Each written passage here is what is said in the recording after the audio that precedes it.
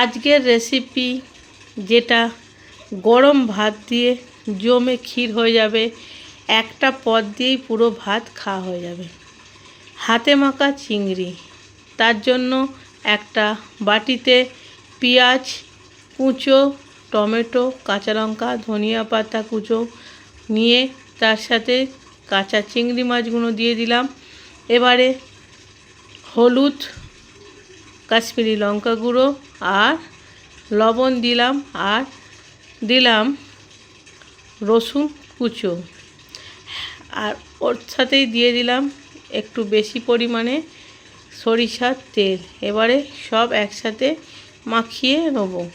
Hello guys, welcome back to my channel মনের canvas বৃষ্টি লেখা। দেখতেই পেলে সব একসাথে মিক্স করে নিলাম। এবারে আমি লো ফ্লেমে কিছুক্ষণের জন্য এটাকে কুক করে নেব। নতুন বন্ধু পুরানো বন্ধু সকলকে অনেক অনেক ভালোবাসা।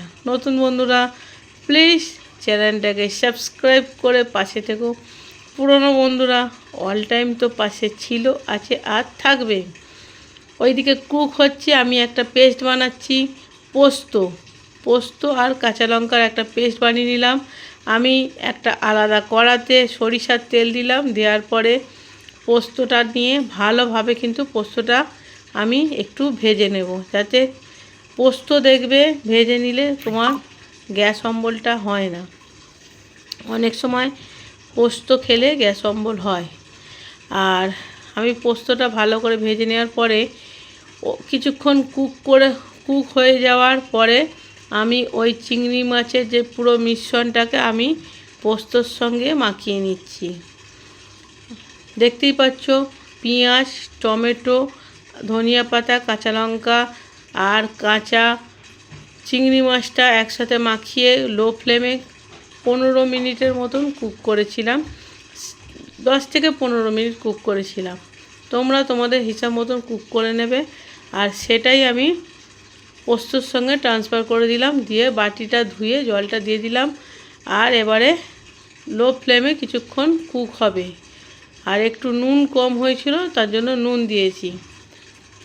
আমার কিন্তু রান্না কিন্তু আর কোনো ঝামেলা নেই, একদম সিম্পল প্রসেসে সহজ পদ্ধতিতে রান্নাটা জাস্ট খেতে কিন্তু অসাধারণ লেগেছিল।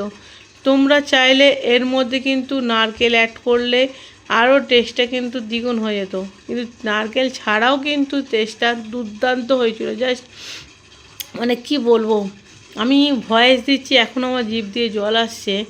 মিষ্টি মিষ্টি একটা স্বাদ এসেছিলো, জাস্ট অসাধারণ। আমি রিকোয়েস্ট করব প্রত্যেককে একবার অন্তত এইরকমভাবে চিংড়ি মাছের রেসিপিটা ট্রাই করে দেখো, জাস্ট অসাধারণ লাগবে। আর চিংড়ি মাছ দেখো, সব মাছই অন্য রকমভাবে ট্রাই করলে ভালো লাগে। রান্না পুরোপুরি কমপ্লিট হয়ে গেছে। আর আমি এবারে ওপর থেকে অল্প একটুখানি সরিষার তেল দিয়ে নামিয়ে নেব। আমার এই ভিডিওটা তোমাদের কেমন লাগলো আর আমার ভিডিওগুলো তোমাদের কেমন লাগে সেটা অবশ্যই জানো। আর দেখতেই পাচ্ছ পোস্তর যে গ্রেভিটা, তার সঙ্গে চিংড়ি মাছ, মানে জাস্ট অসাধারণ।